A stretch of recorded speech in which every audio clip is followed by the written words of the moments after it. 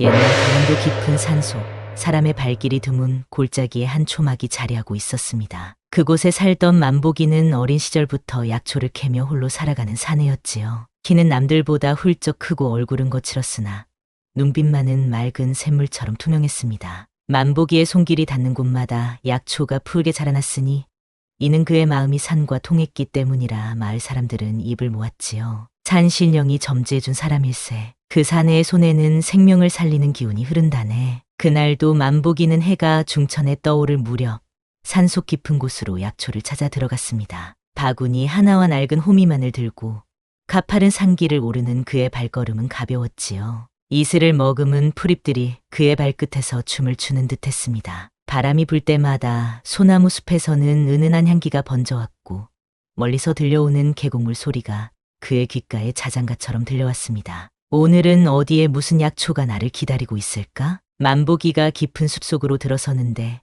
갑자기 나뭇가지 사이로 날카로운 신음소리가 들려왔습니다. 그 소리를 따라 나무 사이를 헤치며 걸어가니 아니 이게 웬일입니까? 덫에 걸려 다리를 다친 사슴 한 마리가 눈물을 흘리며 몸부림치고 있었지요. 누가 이런 곳에 덫을 놓아두었단 말이오? 만복이는 얼른 사슴에게 다가가 안심시키듯 속삭였습니다. 두려워 말 거라. 내가 너를 구해주마.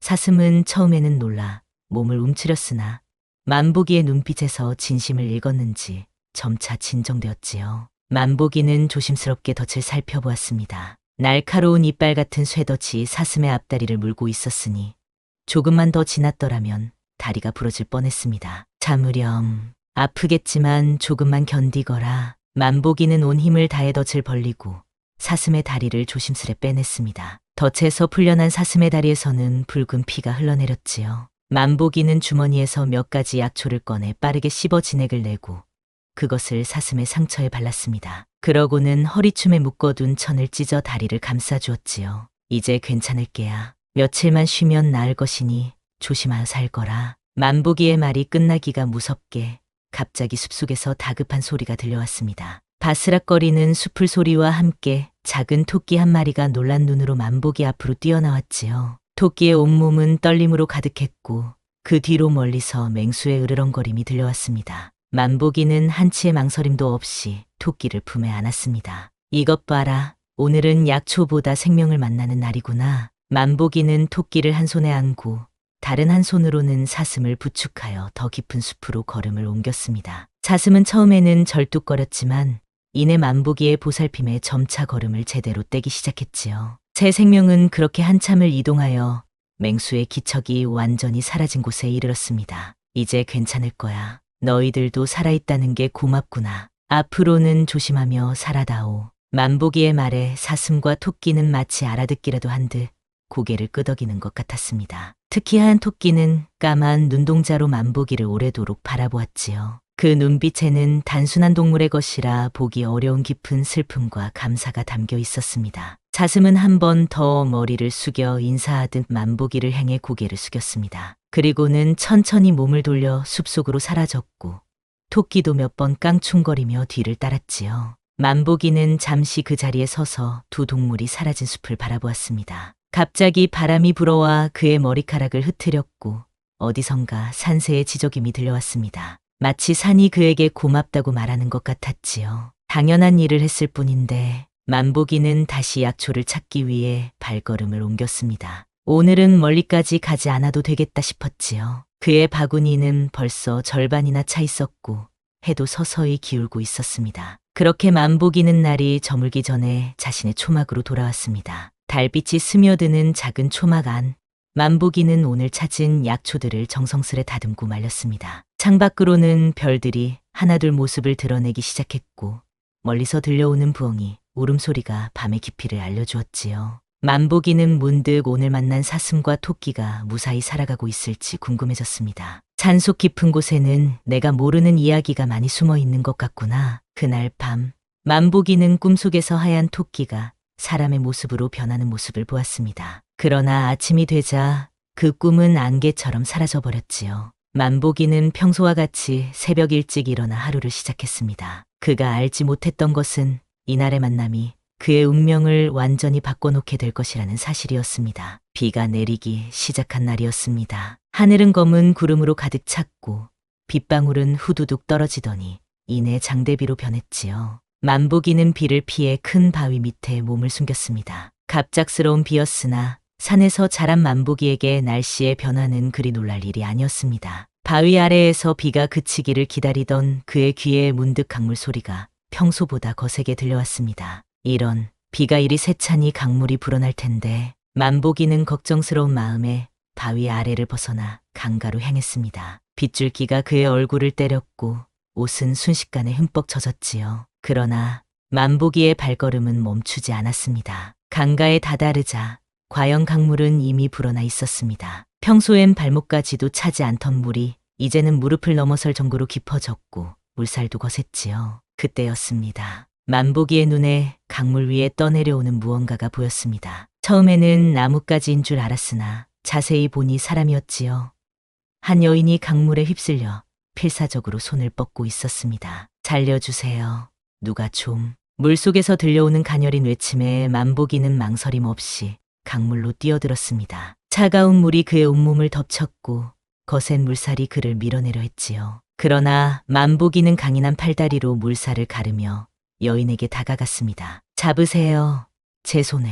만보기가 손을 뻗자 여인은 마지막 힘을 다해 그의 손을 움켜쥐었습니다. 만보기는 여인의 손을 꽉 잡고 온 힘을 다해 물살을 거슬러 강가로 헤엄쳤지요. 그의 온 근육이 비명을 질렀고 숨은 턱까지 차올랐습니다. 그러나 마침내 두 사람은 강가에 도달할 수 있었습니다. 만보기는 여인을 안고 강가의 평평한 바위 위에 눕혔습니다. 그제야 여인의 얼굴을 제대로 볼 수 있었지요. 창백한 얼굴에 검은 머리카락이 흩어져 있었고 떨리는 입술은 푸른빛이 돌고 있었습니다. 그러나 그 모든 것을 뛰어넘는 아름다움이 그녀에게서 느껴졌습니다. 괜찮으십니까?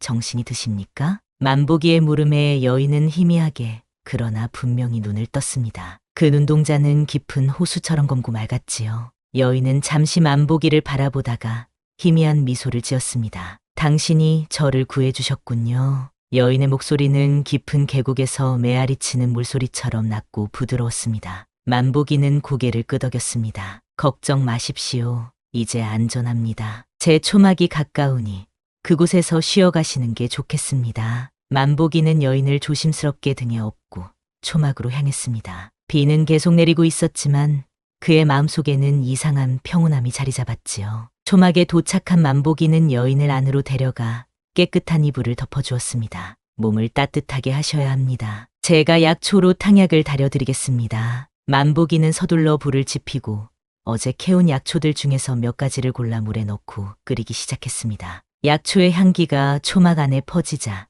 여인이 조금씩 안색을 되찾기 시작했지요. 제 이름은 선홍이라고 합니다. 과부 신세라.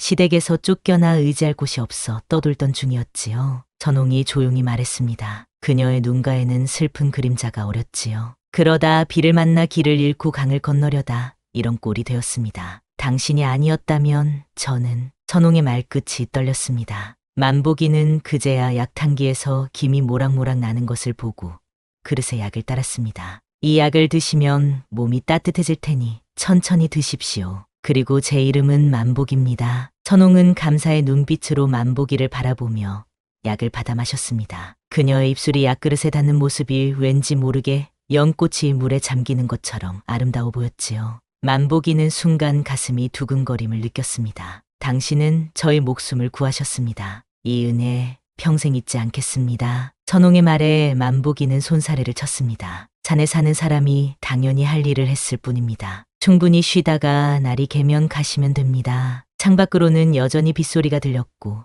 초막 안에는 약초의 향기와 따스한 온기가 가득했습니다. 만보기는 선홍에게 자리를 내어주고 자신은 문 앞에 앉아 빗소리를 들었지요. 그날 밤 만보기는 간간히 선홍의 숨소리를 들으며 달이 뜨고 지는 것을 지켜보았습니다. 비는 사흘 동안 계속되었습니다. 그 시간 동안 선홍은 초막에서 머물며 조금씩 기력을 회복했고 만보기는 그녀를 정성껏 돌보았지요. 선홍은 만보기가 약초를 다루는 모습을 유심히 지켜보았고 때로는 그가 산에서 본 이야기를 들려달라고 청하기도 했습니다. 그렇게 두 사람 사이에는 조금씩 정이 싹트기 시작했습니다. 만복 씨는 왜 이런 깊은 산속에 혼자 사시는 거예요? 선홍이 어느 날 물었습니다. 만복이는 잠시 생각에 잠기더니 조용히 대답했지요. 어릴 적 부모님을 여의고 이곳에 산신령의 인도로 찾아와 살게 되었습니다. 산이 저를 키웠고 산에서 배우며 살아왔지요. 선홍은 그 말을 듣고 깊은 생각에 잠긴 듯했습니다. 그녀의 눈빛이 순간 날카로워졌다가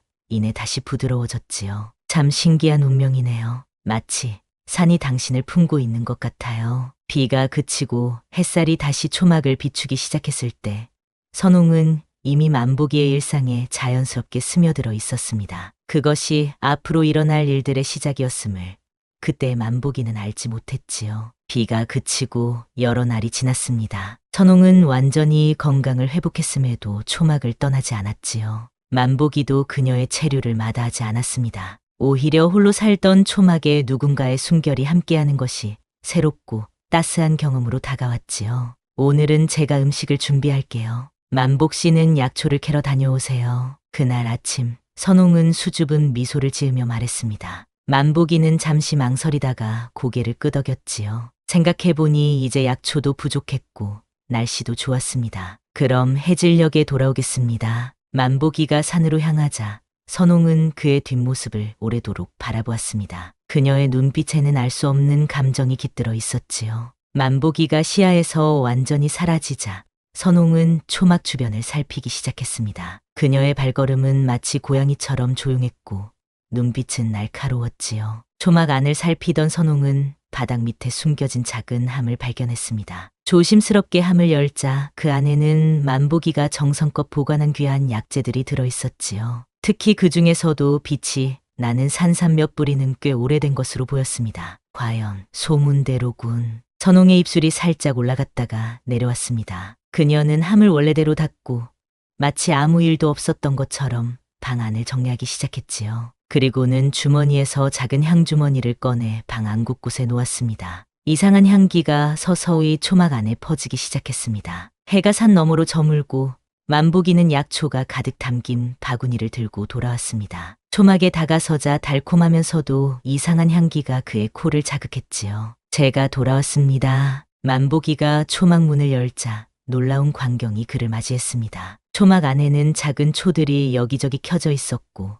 선홍은 평소와 다른 고운 옷을 입고 앉아 있었지요. 그녀의 머리카락은 밤하늘의 별빛처럼 빛났고 붉게 물든 입술은 석류알처럼 윤기가 흘렀습니다. 오셨군요. 기다리고 있었어요. 선홍의 목소리에는 어딘가 달라진 무게감이 있었습니다. 만복이는 순간 말문이 막혔지요. 그녀가 준비한 음식이 작은 상 위에 정갈하게 놓여 있었고 옆에는 작은 술병도 보였습니다. 앉으세요. 오늘은 제가 은혜를 갚아야 할 차례겠지요. 만복이는 무언가 말하려다가 마음을 바꾸고 자리에 앉았습니다. 초막 안에 가득한 향기가 그의 정신을 조금씩 흐리게 만들었지요. 선홍은 그에게 술을 따라주었습니다. 맑은 빛깔의 술이 잔에 담기는 모습이 달빛이 호수에 내려앉는 것 같았습니다. 과부 신세라 변변한 대접은 못하지만 마음만은 진심입니다. 선홍의 말에 만복이는 고개를 끄덕이며 술잔을 들었습니다. 술을 한 모금 마시자 달콤하면서도 쓴맛이 그의 혀끝을 자극했고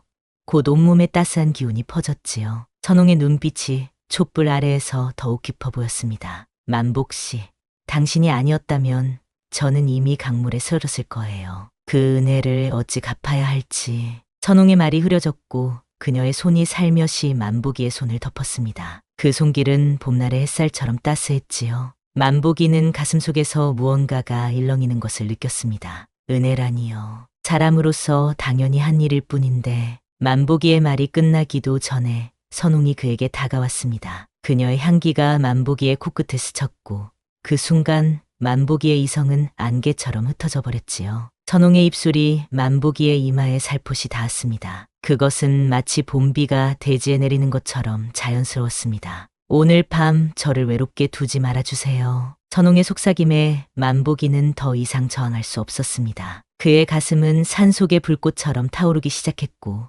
두 사람의 그림자는 벽에 하나로 겹쳐졌지요. 촛불은 점점 낮아지며 깜빡였고 초막 밖에서는 바람이 나무잎을 스치는 소리가 들려왔습니다. 그날 밤 만복이와 선홍의 숨결은 하나가 되었습니다. 그것은 마치 두 강물이 만나 하나의 큰 흐름을 이루는 것과 같았지요. 만복이는 자신이 지금까지 알지 못했던 감정의 세계로 빠져들었고 선홍이 모든 것은 그에게 새로운 우주와도 같았습니다. 그녀의 목덜미에서 풍기는 향기는 가장 귀한 약초보다 더 그를 취하게 했고 그녀의 속삭임은 가장 아름다운 산새의 노래보다 더 그의 귀를 매혹시켰지요. 동이 틀 무렵 만복이는 깊은 잠에서 깨어났습니다. 그의 곁에는 선홍이 고운 곡선을 그리며 누워 있었지요. 그녀의 숨결은 평온했고 긴 속눈썹이 그림자를 만들고 있었습니다. 만복이는 그 모습을 오래도록 바라보았습니다. 선홍이 눈을 뜨자 두 사람의 시선이 마주쳤습니다. 아침 햇살이 창문으로 스며들어 그녀의 얼굴을 비추었지요. 선홍은 만복이를 바라보며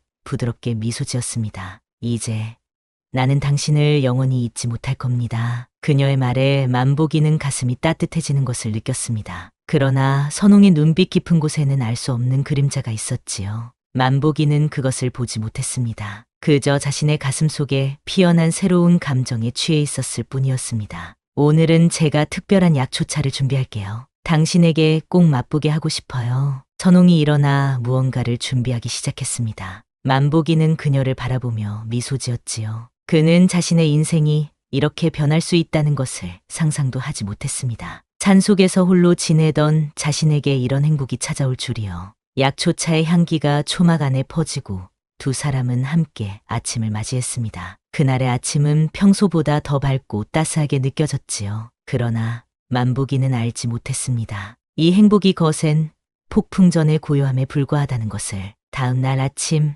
만복이는 깊은 잠에서 깨어났습니다. 머리가 묵직했고 정신이 흐릿했지요. 그가 몸을 일으키자 온몸의 관절이 삐걱거렸습니다. 무언가 이상했습니다. 평소라면 새벽녘에 눈을 떠 산새 소리를 들으며 일어나는 것이 습관이었는데 오늘은 해가 중천에 떠 있었지요. 선홍 씨. 만복이가 선홍의 이름을 부르며 주변을 둘러보았지만 초막 안에는 그녀의 모습이 보이지 않았습니다. 잠시 그녀가 밖에 나갔나 싶어 문을 열고 나가보았으나 초막 주변에도 선홍의 기척은 없었지요. 어디 갔을까? 만복이는 다시 초막 안으로 들어와 방 안을 살폈습니다. 그때 문득 바닥 밑에 숨겨둔 약재암이 생각났지요. 그는 서둘러 약재암이 있던 자리로 달려갔습니다. 바닥에 나무 판자를 들어 올리자 그의 얼굴이 창백하게 변했습니다. 약재암이 사라져 있었고 그 자리에는 빈 공간만 남아 있었던 것입니다. 이럴 수가. 만복이의 온몸에 식은땀이 흘렀습니다. 그 약재암에는 그가 10년 넘게 모아온 귀한 약재들이 있었습니다. 특히 100년 된 산삼은 마을 전체를 살릴 수 있을 만큼 귀한 것이었지요. 만복이는 혼란스러움에 머리를 감싸쥐었습니다. 선홍의 모습과 사라진 약재암, 이 모든 것이 우연의 일치일까요? 그때였습니다. 초막 밖에서 거친 발소리와 함께 여러 사람의 목소리가 들려왔습니다. 만복이가 문을 열자 관군들이 초막을 둘러싸고 있었고 그들 앞에는 위험 있는 차림의 사또가 서 있었지요. 저자가 만복이냐? 사또의 날카로운 목소리에 만복이는 고개를 끄덕였습니다. 그의 가슴은 불안으로 가득 찼지요. 네, 소인이 만복입니다만 무슨 일로? 만복이의 말이 채 끝나기도 전에 사또는 손을 들어 그를 가리켰습니다. 만복, 내 놈을 체포한다. 과부 선홍을 겁탈하고 귀한 약재를 훔친 죄로. 그 말에 만복이는 하늘이 무너지는 듯한 충격을 받았습니다. 관군들이 달려들어 그의 팔을 뒤로 꺾어 묶었지요. 아니, 이게 무슨 소리입니까? 선홍 씨는 제가 강물에서 구해냈고 훔친 것도 없습니다. 만복이의 항변에도 사또는 차갑게 웃을 뿐이었습니다. 선홍이 모든 것을 증언했다. 내 놈이 그녀를 강제로 초막에 데려와 감금하고 욕을 보였다고. 그리고 그녀의 약재를 훔쳤다고. 그건 거짓말입니다. 선홍 씨는 물에 빠져 죽을 뻔했고 제가 구해주었습니다. 그리고 약재는. 만복이의 말은 사또의 손짓으로 끊겼습니다. 내 놈의 변명은 필요 없다. 증거는 이미 충분하다. 사또는 주머니에서 만복이의 약재함에 있던 작은 비단 주머니를 꺼내 보였습니다. 그것은 만복이가 산삼을 보관하던 주머니였지요. 이것은 선홍이 내 놈에게서 빼앗긴 것이라 했다. 게다가 내 놈의 초막에서 이상한 향이 나고 분명 사람을 홀리는 악한 술법을 부린 것이 틀림없다. 만복이는 절망 속에서 발버둥쳤습니다. 사또님, 제발 제 말을 들어보십시오. 이건 모두 오해입니다. 그러나 사또는 이미 결정을 내린 듯했습니다. 데려가라. 곤장 30대를 치고 감옥에 가두어라. 관군들은 만보기를 거칠게 끌고 갔습니다. 만보기는 끌려가면서도 계속 자신의 결백을 외쳤지만 아무도 그의 말에 귀를 기울이지 않았지요. 그렇게 만보기는 마을로 끌려갔고 많은 사람들 앞에서 곤장을 맞게 되었습니다. 죄인 만복, 과부를 겁탈하고 약재를 훔친 죄로 곤장 30대를 맞을지어다. 집장사령의 외침과 함께 곤장이 만보기의 등을 내리쳤습니다. 첫 대가 떨어지자 만보기의 온몸이 경직되었고 숨이 턱 막혔지요. 두 번째 곤장, 세 번째 곤장이 연이어 떨어졌습니다. 예리한 통증이 등을 찢고 살을 파고들었습니다. 만보기는 이를 악물었지만 10대가 넘어가자 비명을 참을 수 없었지요.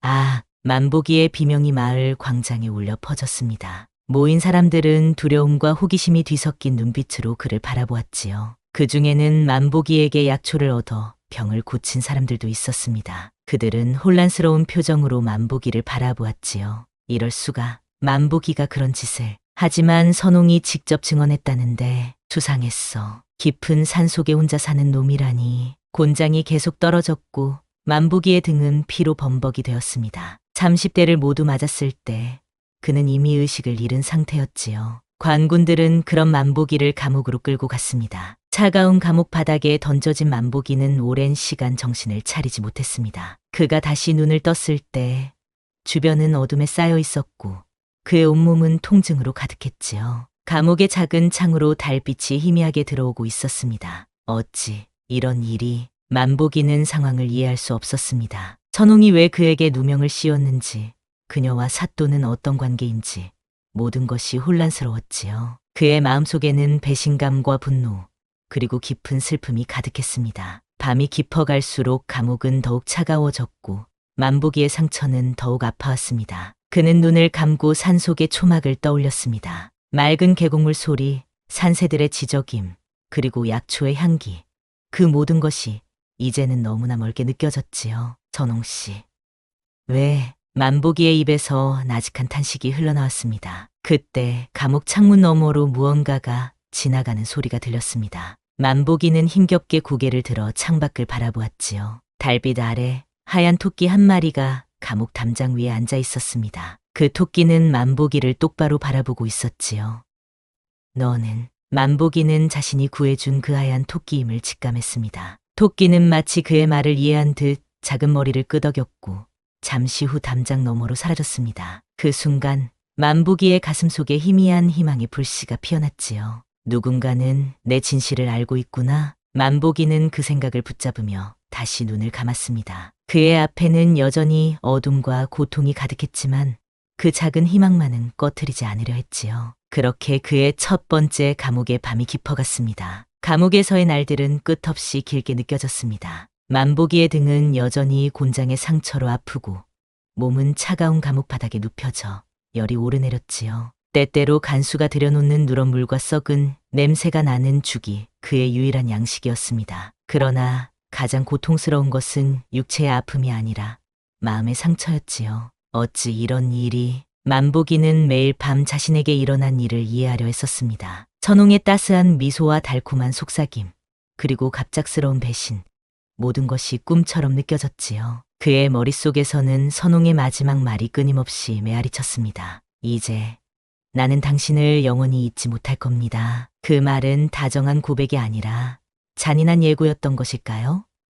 만보기는 한숨을 내쉬었습니다. 밖에서 들려오는 풀벌레 소리만이 그의 탄식에 응답할 뿐이었지요. 그날 밤도 어김없이 작은 소리가 감옥 창가에서 들려왔습니다. 만보기가 고개를 돌리자 달빛 아래 하얀 토끼가 서 있었지요. 첫날 밤부터 매일같이 찾아오는 그 토끼는 마치 만보기를 지켜보는 수호신 같았습니다. 네가 또 왔구나. 만보기의 입가에 희미한 미소가 번졌습니다. 토끼는 작은 앞발로 창살을 두드리더니 고개를 끄덕였지요. 그 눈빛에는 사람의 것과 같은 지성이 깃들어 있었습니다. 나를 구해줄 수 있을까?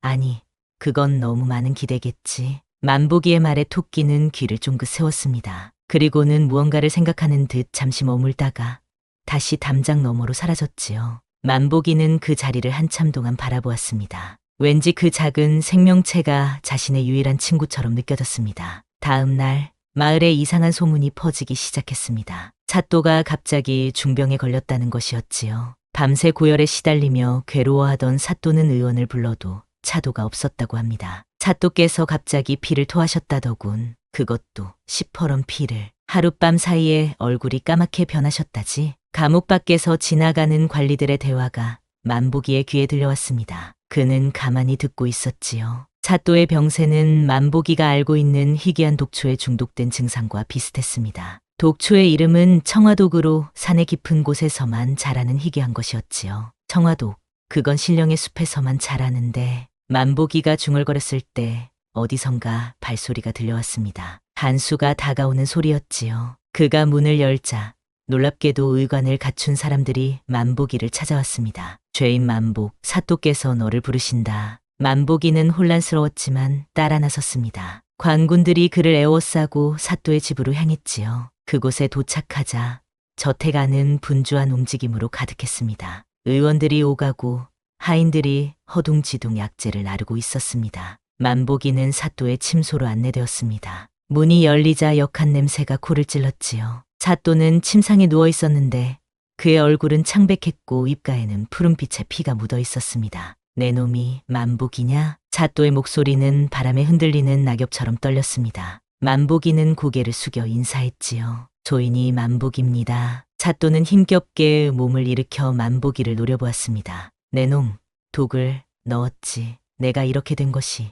내 짓이지. 만보기는 고개를 저었습니다. 조인은 그런 일을 한 적이 없습니다. 오히려 제가 누명을 쓰고 있습니다. 사또는 분노로 얼굴을 일그러뜨렸지만 곧 기침을 하며 다시 눕고 말았습니다. 그때 한 의원이 다가와 만보기를 살펴보았지요. 당신이 산에서 약초를 다루는 사람이라 들었소. 사또의 병이 무엇인지 알 수 있겠소? 만보기는 잠시 사또를 관찰한 뒤 조심스럽게 말했습니다. 청화독에 중독된 것 같습니다. 산 깊은 곳에 자라는 독초입니다. 의원들은 서로 눈빛을 교환했고 그중 한 명이 말했습니다. 맞소. 우리도 같은 결론에 이르렀소. 하지만 그의 독재는 매우 희귀해서. 만보기는 갑자기 생각이 떠올랐습니다. 백상갑이라는 약초가 필요합니다. 그것만이 청화독의 해독제가 될 수 있습니다. 백상갑? 그것은 구하기 어려운 약초가 아니오? 만보기는 고개를 끄덕였습니다. 네, 매우 희귀합니다. 하지만 그의 말이 끝나기도 전에 갑자기 창밖에서 소란이 일어났습니다. 하인 하나가 달려들어왔지요. 대감마님. 창가에 무슨 일이냐? 말을 똑바로 하거라. 하인은 떨리는 목소리로 말했습니다. 창가에 희귀한 약초가 놓여 있습니다. 누가 놓았는지 모르겠으나 밖에는 하얀 토끼 발자국만 있습니다. 그 말에 만보기의 가슴이 뛰었습니다. 하얀 토끼, 그가 구해준 그 토끼였을까요? 하인이 가져온 약초를 보자 과연 백상갑이었습니다. 마치 누군가가 의도적으로 이 모든 것을 준비한 것처럼 말이지요. 이건 백상갑이 맞습니다. 이걸로 사또의 병을 치료할 수 있습니다. 만보기의 말에 의원들은 서둘러 약을 준비하기 시작했습니다. 만보기는 그들에게 백상갑을 다리는 올바른 방법을 알려주었고 의원들은 그의 지시에 따라 약을 만들었지요. 얼마 지나지 않아 사또는 그 약을 마시고 잠에 들었습니다. 다음 날 아침 사또의 상태는 놀랍게도 호전되었습니다. 열이 내리고 얼굴에 혈색이 돌아온 것이었지요. 의원들은 만보기의 지식에 감탄했고 사또의 신하들도 그를 다른 눈으로 바라보기 시작했습니다. 그러나 사또는 여전히 만보기를 의심했습니다. 내 놈이 나를 살렸다 해도 선홍을 겁탈한 죄는 변하지 않는다. 다시 감옥으로 돌아가라. 만보기는 다시 감옥으로 끌려갔지만 이번에는 이전과 달리 깨끗한 옷과 음식이 제공되었습니다. 그의 등 상처도 의원이 치료해 주었지요. 그날 밤 하얀 토끼가 또다시 창가에 나타났습니다. 고맙다. 작은 친구야. 네가 아니었다면. 만보기의 말에 토끼는 마치 웃는 듯한 표정을 지었습니다. 그리고는 작은 종이 쪽지를 창살 사이로 밀어넣었지요. 만보기는 놀라서 그것을 펼쳐보았습니다. 거기에는 한 줄의 글이 써 있었습니다. 진실은 곧 드러납니다. 힘을 내세요. 만보기는 그 글씨를 보고 깜짝 놀랐습니다. 글씨체가 사람의 것이었기 때문이지요. 그는 창밖을 바라보았지만 토끼는 이미 사라진 뒤였습니다. 그날 밤 만보기는 오랜만에 평온한 잠을 이룰 수 있었지요. 작은 희망의 불씨가 그의 가슴 속에서 더욱 밝게 타오르기 시작했습니다. 사또의 병이 나은 지 열흘이 지났을 무렵 마을에 다시 이상한 일이 일어났습니다. 사또의 집안 사람들이 하나둘씩 아프기 시작한 것이지요. 처음에는 하인들이, 그 다음에는 사또의 가족들이, 마지막으로 사또 자신이 다시 병에 걸렸습니다. 이번에는 전보다 더 심각했지요. 또다시 청화독이다. 누가 이런 짓을, 혹시 감옥에 갇힌 만보기가? 사람들의 수군거림이 마을에 퍼졌습니다. 그러나 만보기는 감옥에 갇혀 있었기에 그가 범인일 리는 없었지요. 의원들은 속수무책이었고 사또의 가족들은 공포에 떨었습니다. 그날 밤 달이 밝게 빛나는 시각에 기이한 일이 벌어졌습니다. 사또의 집 마당에 하얀 토끼 한 마리가 나타난 것이지요. 하인들이 놀라서 지켜보는 가운데 토끼는 천천히 사또의 침소로 향했습니다. 이상하게도 아무도 토끼를 막지 않았고 모두가 그전없을 잃고 바라보기만 했지요. 토끼가 사또의 방으로 들어섰을 때 사또는 고통에 신음하고 있었습니다. 그의 얼굴은 창백했고 숨은 가늘었지요. 토끼는 사또의 침상 앞에 앉아 그를 바라보았습니다. 그리고 기적 같은 일이 일어났습니다. 토끼의 몸에서 하얀 빛이 퍼지기 시작했고 점점 그 형체가 변하기 시작한 것이지요. 이게 무슨... 사또의 입에서 놀란 탄식이 흘러나왔습니다. 하얀 빛이 가득한 방 안에서 토끼의 모습은 서서히 사람의 형태로 변해갔습니다. 마침내 빛이 사라지자 그 자리에는 12살쯤 되어 보이는 소녀가 서 있었지요. 소녀는 순백의 옷을 입고 있었고 그 눈빛은 깊은 지혜를 담고 있었습니다. 아버지, 소녀의 입에서 나온 첫 마디에 사또는 눈을 크게 떴습니다. 그 목소리는 사또에게 너무나 익숙한 것이었지요. 연아? 내 딸 연아냐? 소녀는 고개를 끄덕였습니다. 네, 아버지, 저는 연아입니다. 열해 전에 숲에서 실종된 아버지의 딸이에요. 사또의 눈에서 눈물이 흘러내렸습니다. 열해 전 그의 어린 딸 연아는 숲에서 놀다가 사라졌고 아무리 찾아도 발견되지 않았지요. 모두가 그녀가 맹수에게 잡아먹혔다고 생각했습니다. 어찌 이런 일이... 연아는 침상 옆에 앉아 사또의 손을 잡았습니다. 아버지, 제가 모든 것을 말씀드리겠습니다. 그리고 아버지의 병도 고칠 수 있어요. 하지만 먼저 만보기를 풀어주셔야 해요. 사또는 혼란스러웠지만 딸의 말에 고개를 끄덕였습니다. 즉시 신하들을 불러 만보기를 데려오라 명했지요. 얼마 지나지 않아 만보기는 사또의 침소로 안내되었습니다. 그는 방 안의 소녀를 보고 깜짝 놀랐습니다. 당신은... 연아는 미소 지으며 만보기를 바라보았습니다. 만복님, 저를 구해주셔서 감사합니다. 저는 연아입니다. 그리고 당신이 구해준 하얀 토끼이기도 하지요. 만보기는 할 말을 잃었습니다. 소녀의 눈빛에서 그가 구해준 하얀 토끼의 영혼을 느낄 수 있었지요. 연아는 이야기를 시작했습니다. 열해 전 저는 숲에서 놀다가 길을 잃었어요. 그때 숲의 신령님께서 저를 발견하셨지요. 신령님은 저를 보호하시기 위해 토끼로 변하게 하셨어요. 그리고 때가 되면 진실을 밝히라고 하셨지요. 연아의 이야기에 모두가 숨을 죽이고 귀를 기울였습니다. 아버지, 당신이 병에 걸린 이유는 욕심 때문이에요. 그 숲은 신령의 땅이고 함부로 약초를 채취하거나 동물을 죽이면 안 됩니다. 그런데 아버지는 선홍이라는 여자와 함께 숲의 약초를 모두 차지하려 했지요. 사또의 얼굴이 창백해졌습니다. 연아는 계속해서 말했습니다. 선홍은 아버지의 밀정이었어요. 그녀는 만복님을 유혹해 약초의 장소를 알아내고 그를 모함의 감옥에 가두도록 했지요. 하지만 그들은 몰랐어요. 만복님이 사실은 그 숲의 진정한 계승자라는 사실을. 그 말에 사또와 만복이 모두 놀랐습니다. 연아는 만복이를 바라보며 설명했습니다. 만복님, 당신은 몰락한 양반가의 후손이자 그 숲을 지키던 집안의 마지막 피입니다. 신령님께서 저에게 말씀하셨어요. 당신의 부모님은 산중에서 돌아가셨지만 숲이 당신을 키웠다고요. 그리고 당신은 본능적으로 약초를 알고 숲과 대화할 수 있었지요. 만보기는 어린 시절의 희미한 기억들이 떠올랐습니다. 어머니의 노랫소리, 아버지의 따뜻한 손길, 그리고 큰 불이 난 날 그가 홀로 숲으로 도망쳤던 일까지. 그래서 만복님이 동물들을 구해주었을 때 그들은 신령님께 알렸어요. 그리고 저도 만복님을 도울 수 있게 되었지요. 선홍과 아버지는 숲의 약초를 욕심내다가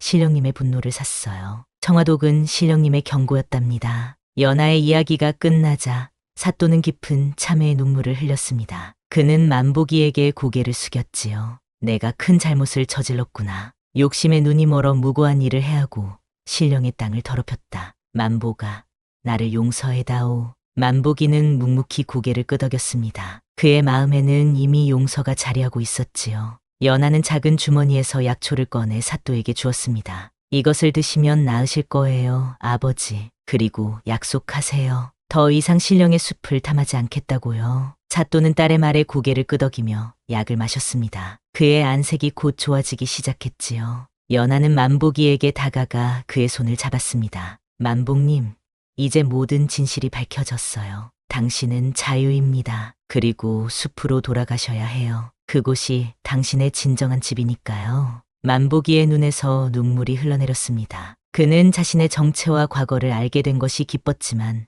한편으로는 선홍에 대한 생각이 그의 마음을 아프게 했지요. 선홍은 어디 있습니까? 연하의 표정이 어두워졌습니다. 선홍은 도망쳤어요. 하지만 신령님께서 말씀하시길 그녀는 자신의 업보를 피할 수 없을 거래요. 그날 밤 만보기는 사또의 집에서 편안한 잠자리를 제공받았습니다. 그러나 그의 마음은 여전히 복잡했지요. 창문으로 들어오는 달빛 아래 만보기는 자신의 과거와 미래에 대해 생각했습니다. 그리고 선홍에 대한 기억도 떠올랐지요. 그 모든 것이 꿈만 같았습니다. 다음 날 아침 마을은 놀라운 소식으로 떠들썩했습니다. 사또가 자신의 잘못을 공개적으로 인정하고 만보기의 모든 누명을 벗겨준 것이지요. 뿐만 아니라 사또는 스스로 파직을 청하는 상소를 올렸다고 합니다. 사또께서 양심의 가책을 느끼셨다지? 아니, 그분의 딸이 돌아왔다더군. 10해 만에 말이야. 만보기가 억울한 누명을 썼다니.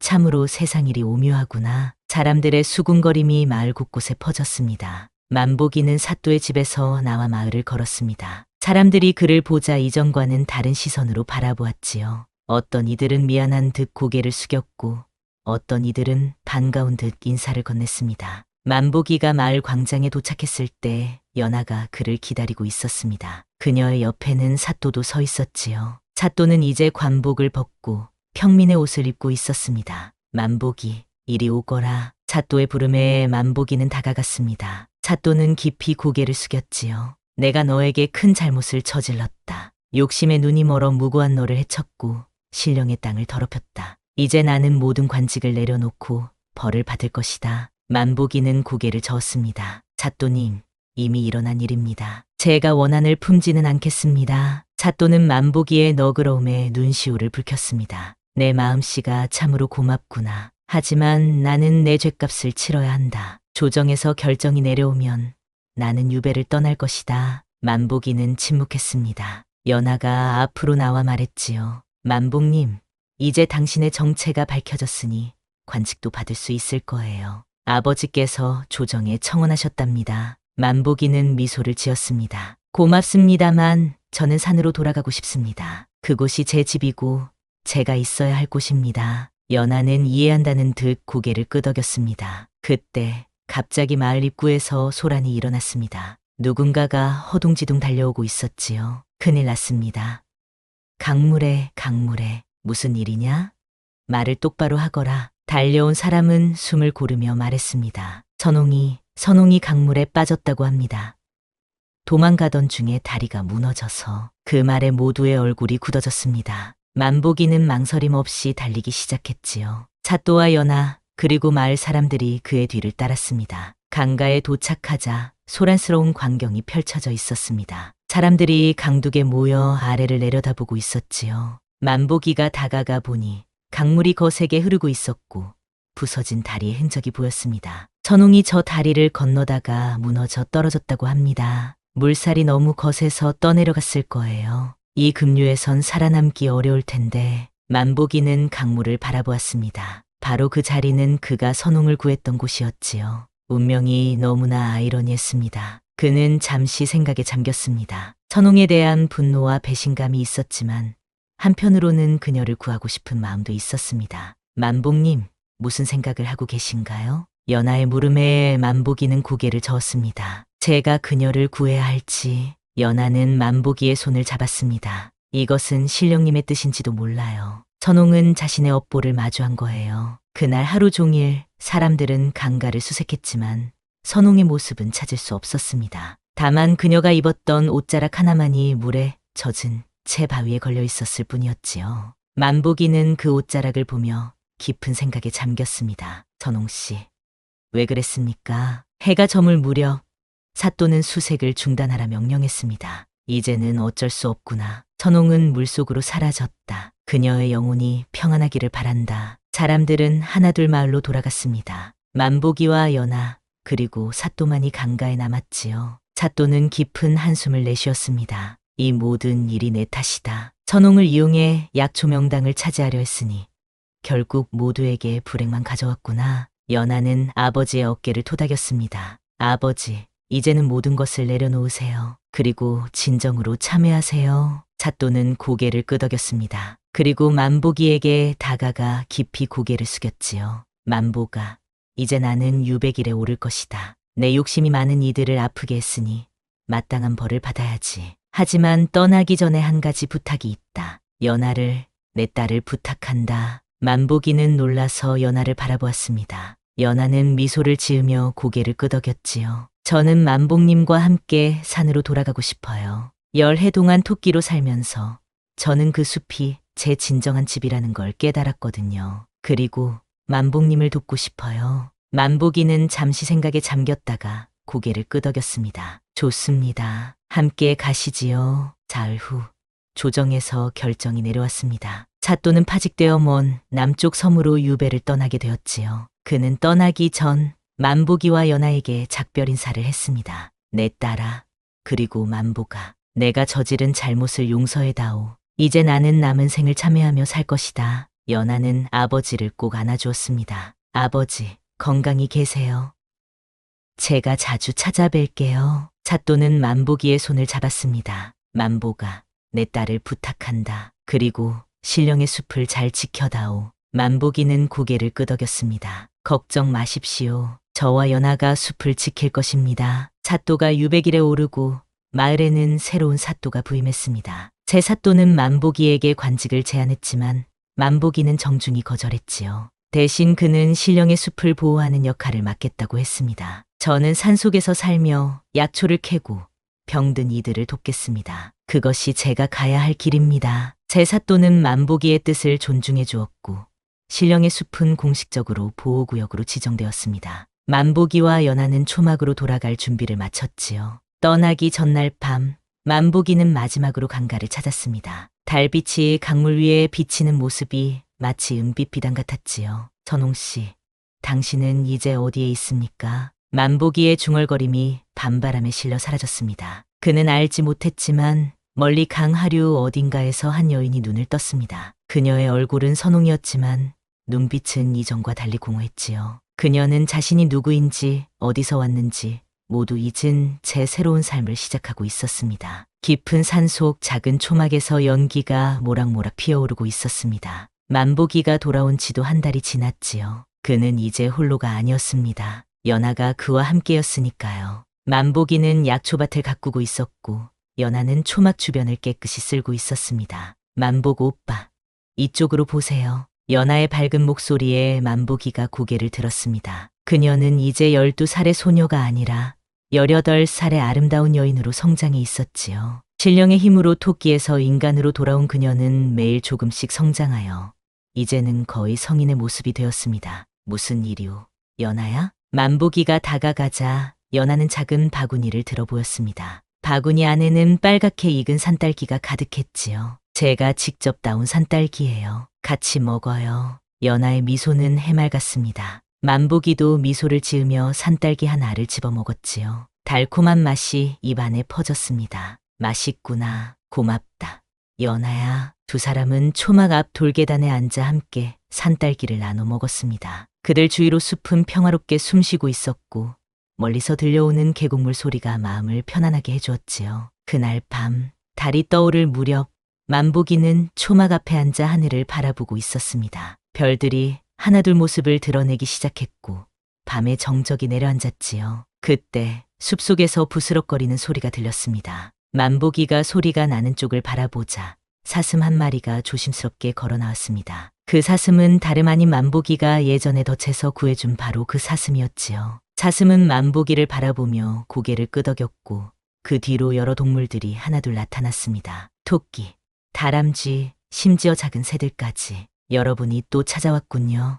만보기는 미소를 지으며 동물들을 바라보았습니다. 이제 그는 알고 있었습니다. 이 동물들은 그냥 평범한 동물이 아니라 신령의 숲을 지키는 수호자들이었지요. 그들은 만보기를 인정하고 그를 숲의 새로운 주인으로 받아들인 것입니다. 연하가 초막에서 나와 그 광경을 보았습니다. 그녀는 동물들을 향해 손을 흔들었지요. 안녕, 친구들.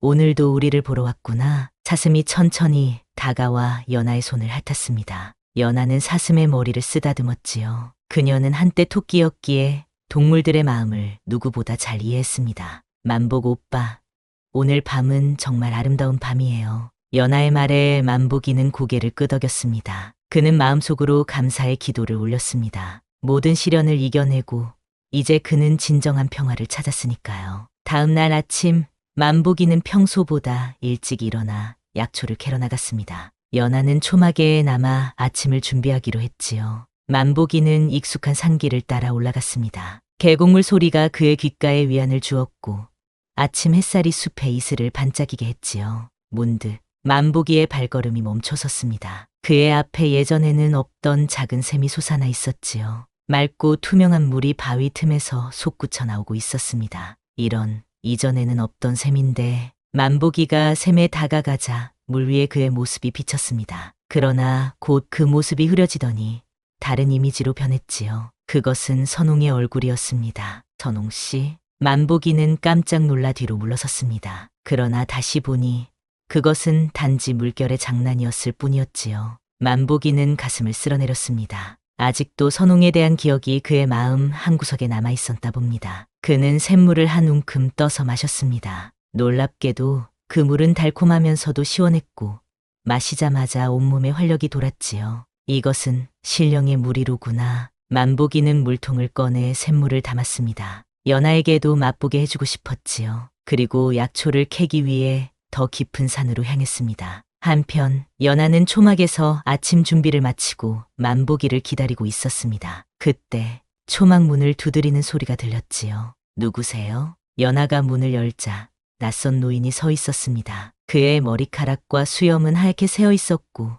눈빛은 깊은 지혜를 담고 있었지요. 실례합니다만 이곳이 만복이라는 분의 초막인가요? 노인의 목소리는 깊고 단단했습니다. 연하는 고개를 끄덕였습니다. 네, 맞습니다. 하지만 만복 오빠는 지금 약초를 캐러 나갔어요. 곧 돌아올 텐데 들어오셔서 기다리시겠어요? 노인은 미소를 지으며 고개를 저었습니다. 괜찮소. 나는 그저 지나가는 길에 인사만 하고 싶었을 뿐이오. 만보기가 돌아오면 전해주시오. 신령의 숲을 잘 지켜주어 고맙다고 말이오. 그 말을 남기고 노인은 돌아섰습니다. 연하가 한 번 더 물으려 했지만 노인은 이미 숲속으로 사라진 뒤였지요. 이상하게도 그가 걸어간 자리에는 흰 꽃들이 피어나기 시작했습니다. 만보기가 돌아왔을 때 연하는 그 노인의 이야기를 전해주었습니다. 만보기는 깊은 생각에 잠겼지요. 그 노인은 아마도 신령님이셨을 거예요. 연하의 말에 만보기는 고개를 끄덕였습니다. 그들은 서로를 바라보며 미소 지었지요. 신령이 그들을 지켜보고 있다는 사실이 든든하게 느껴졌습니다. 세월이 흘러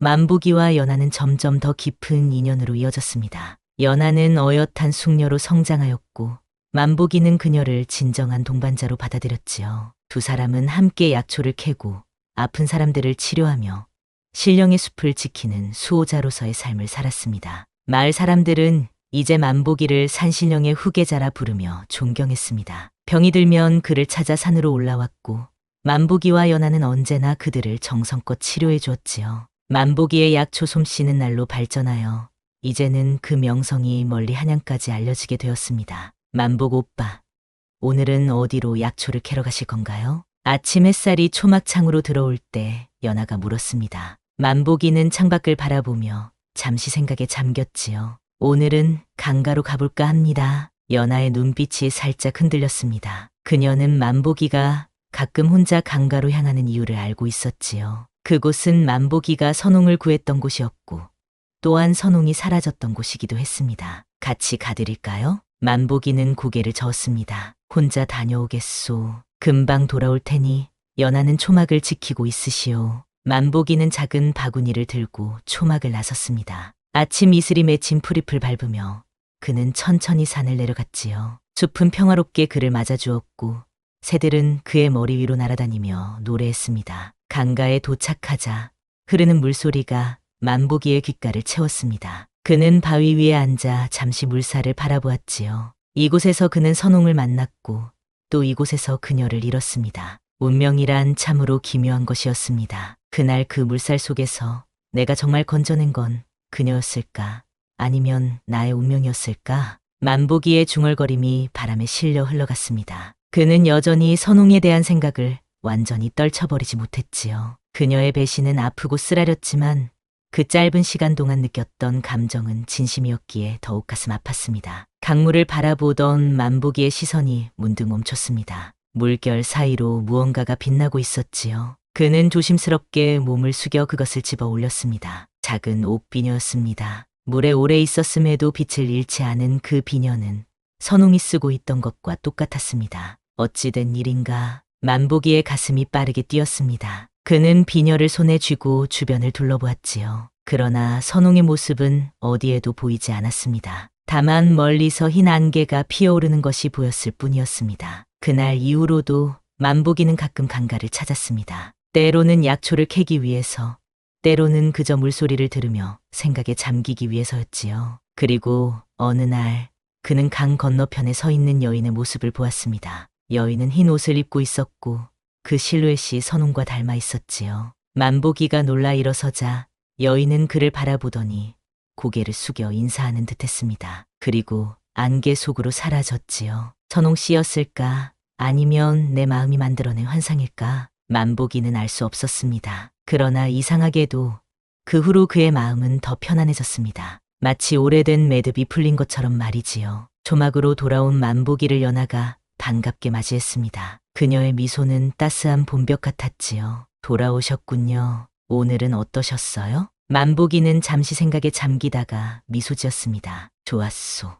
이제 모든 것이 제자리를 찾은 것 같은 기분이 드오. 그날 밤 초막 앞에 앉은 두 사람은 밤하늘의 별을 바라보았습니다. 산에서 내려온 바람이 상쾌했고 멀리서 들려오는 올빼미 소리가 밤의 정적을 더욱 깊게 만들었지요. 연하야, 내가 그날 강물에 뛰어들지 않았다면 우리는 지금 이렇게 함께하지 못했을 테지. 연하는 만복이의 손을 잡았습니다. 모든 일에는 이유가 있는 법이에요. 오빠가 선홍을 구한 것도, 그녀가 배신한 것도, 그리고 제가 토끼로 변해 오빠를 만난 것도 모두 신령님의 뜻일 거예요. 만복이는 고개를 끄덕였습니다. 그는 이제 깨달았습니다. 자신이 선홍을 구한 것은 운명이었고 그것이 없었다면 지금의 행복도 없었을 것입니다. 모든 일에는 의미가 있었고 그 흐름 속에서 자신은 진정한 자아와 행복을 찾았지요. 이제 우리는 계속 이곳에서 살며 신령의 숲을 지켜나갈 겁니다. 그것이 우리의 운명이요. 연하는 미소 지으며 고개를 끄덕였습니다. 두 사람의 그림자가 달빛 아래에서 하나로 어우러졌지요. 밤이 깊어갈수록 숲은 더욱 고요해졌습니다. 언덕 너머로 사슴이 조용히 걸어가는 모습이 보였고